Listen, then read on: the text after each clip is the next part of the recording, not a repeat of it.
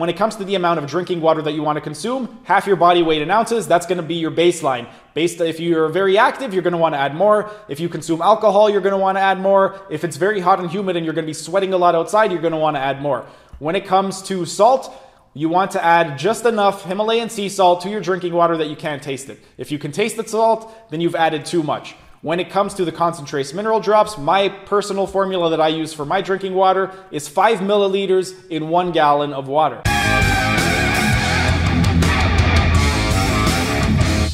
Hey everyone, thanks for tuning in and welcome back to another Sunday Q&A. Before we start, just a quick reminder that if you like what you see, be sure to subscribe to our channel and hit the notification bell so you don't miss out on any of our videos. Also, if you have any questions, ask them down in the comment section and we'll either respond to you directly in the comment section or answer your questions during another one of our weekly Sunday Q&As. Alright, time to answer your questions. Hey everyone, thanks for tuning in and welcome back to another Sunday Q&A. Today's question is with regard to water consumption. A lot of you want to know how much water should you be consuming while on the carnivore diet. And the truth is there is no one answer. It's going to be dependent on each individual, their size, their body composition, and also their activity levels. So what you want to do, instead of giving a generic number like 8 to 12 glasses, which is often recommended, what you can do to make it more customized and individualized to your own body is take your body weight in pounds, cut that number in half, whatever that number is, that's how many ounces of water you should be consuming on a daily basis. Now that is going to be just a rough estimate. But let's say you weigh 200 pounds. Half of 200 is 100. So 100 ounces is what you should be consuming. For 100 ounces, that is roughly 3 liters of water. And that is going to be your starting point. You could use that as a baseline. With that 100 ounces, if you're a very sedentary individual, you don't really move around a lot, you're at a desk all day, that should be sufficient. You can use that as your starting point, see how you feel with that, and then adjust it accordingly. Other things that will affect how much water consumption you should be consuming on a regular daily basis is going to be things like activity levels. If you are more active, then you want to be consuming more water on top of that half your body weight in ounces. So let's say I'm a very active 200-pound individual. 100 is going to be my baseline, and then on top of that, I'm going to want to add more water for the amount of activity that I'm doing. If it's a very high-intensity workout and I'm going to be sweating a lot, the more I sweat, the more water I'm going to want to be consuming on top of that 100 ounces. Now, other things that can affect the amount of water that you're going to be consuming on a daily basis is going to be environmental factors. On cooler days, you're not going to be sweating as much, so on cooler days, you could generally get away with consuming less water than on warmer days. If it's really hot and humid, you're going to be outside a lot. Even if you're not being very active, just from sweating from the heat, from being outside in the humidity, you're going to want to increase your water consumption from that as well. So those are just a few factors that will dictate how much water you consume on a regular daily basis. As a general guideline, half your body weight in ounces, and then you add accordingly based off of those other factors, such as your activity level, environmental factors, and then some other things that could come into play will be things like alcohol consumption, coffee intake, anything that dehydrates you. Things like coffee and alcohol are dehydrating agents, so those will dehydrate you, and if you are going to be consuming alcohol or coffee, then again, you would want to add more water on top of the amount of water that you're already consuming. So let's say you're a very active individual, it's summertime, it's really hot and humid, you're going to be outside sweating a lot, and you like to indulge in some alcohol and coffee. Then, let's say you're 200 pounds. Half of that is 100 ounces, so that's your starting point. If you're going to be working out a lot and it's going to be really intense, then you'll want to add more water on top of that. Just play around with the numbers a little bit, fine-tune it, figure out exactly how much water you need, and then do your best to consume that on a daily basis. Now, for some people, if you're going to be consuming a lot of water and you're not used to drinking a lot of water, to get the amount of water that you actually need on a regular daily basis right off the beginning is going to be a little bit difficult. So what you can do is gradually ease into it. Let's say that you're used to only drinking a glass or 2 of water a day, and now you need to consume 2 liters of water a day. What you can do is every few days add a cup at a time. So let's say you start with 500 milliliters. You could wait 3-4 days, add another cup, which would be another 250. That'll take you to 750. A few days later, add another cup. That'll take you to 1 liter. And then by the end of the month, you should be able to hit your target water intake. Another thing with regard to water is going to be salt intake.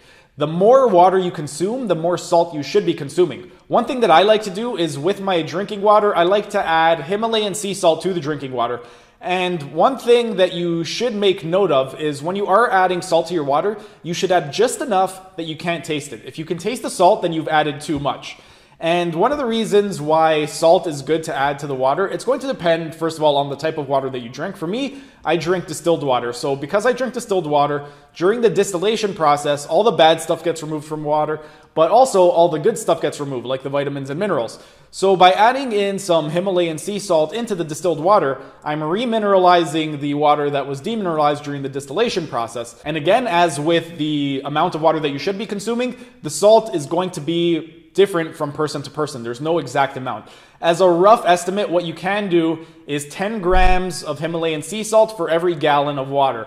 You could try that as your starting point. If it tastes salty, then you've added too much. Take it down a little bit and just use that as your starting point. Aside from salt with relation to your water consumption, the amount of salt that you consume will also be directly related to the amount of meat that you consume.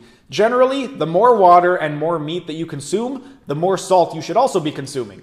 So if you are only consuming, let's say, a pound of meat, you shouldn't be consuming as much salt as somebody who would be consuming, let's say, 4 pounds of meat. The person who's consuming 4 pounds of meat is going to need more salt than the person who's only consuming 1 pound.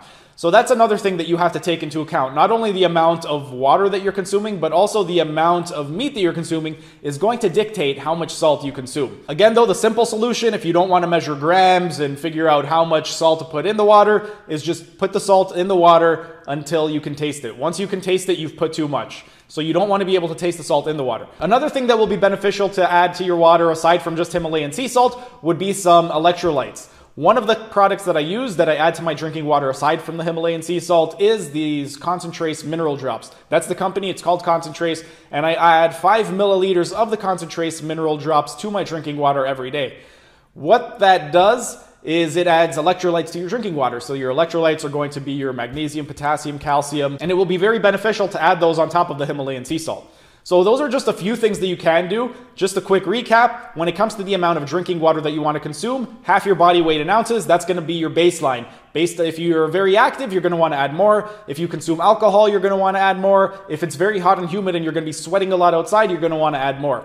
When it comes to salt, you want to add just enough Himalayan sea salt to your drinking water that you can't taste it. If you can taste the salt, then you've added too much. When it comes to the Concentrace mineral drops, my personal formula that I use for my drinking water is 5 milliliters in 1 gallon of water.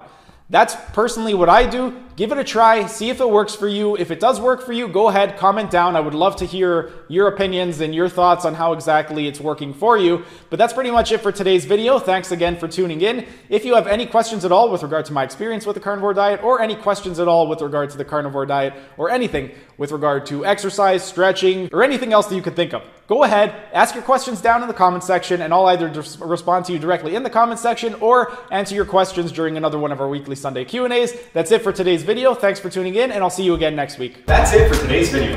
Thanks for tuning in. If you liked what you saw, be sure to hit that like button, subscribe to our channel, and hit the notification bell so you don't miss out on any of our videos. And if you have any questions, ask them down in the comment section, and we'll either respond to you directly in the comment section or answer your questions during another one of our weekly Sunday Q&As. Keep fit, have fun, and we'll see you again next week.